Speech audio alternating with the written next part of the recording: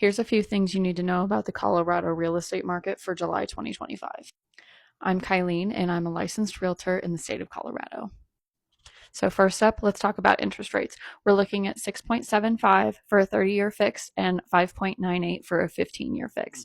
And then we're also looking at 6.27 for a 30-year FHA and 6.29 for a 30-year VA mortgage. Another thing we need to talk about is that mortgage rates rose less than expected after employment data. That means that they did not go up as much as we expected, which is a really good thing for buyers. I hear a lot of people saying that they want the Fed to cut interest rates, especially since their next meeting is July 29th through the 30th, and they might cut rates, but we don't know. Even if the Fed does cut rates, that doesn't necessarily mean that mortgage rates will come down. Part of this is because mortgage rates are more closely linked to the 10-year Treasury bond market. For example, this is what the 10-year Treasury bond market looked like in 2021 when we were seeing multiple offer situations and everything was crazy and buyer competition was super, super high and homes would last on the market like 30 seconds. Look at how low this is.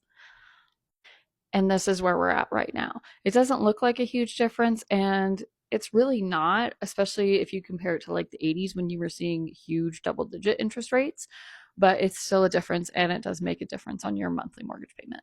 Now let's talk about what Treasury bonds are. So basically, when you buy a Treasury bond, you are giving the government a loan and they're paying you interest.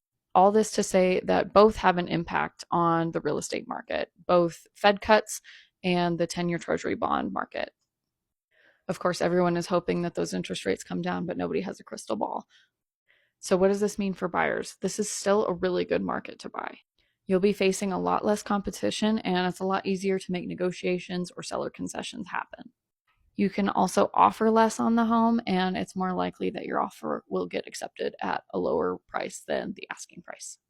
Now, this isn't true for every listing or every offer, and things are always different, but there's a good chance. And of course, no matter where you're at in the buying process, even if you're a few years out, I'm more than happy to start the conversation with you so that we can get you on the right track to buying a home, because I know it's a lot of people's dream, and I would love to help you make your dream come true.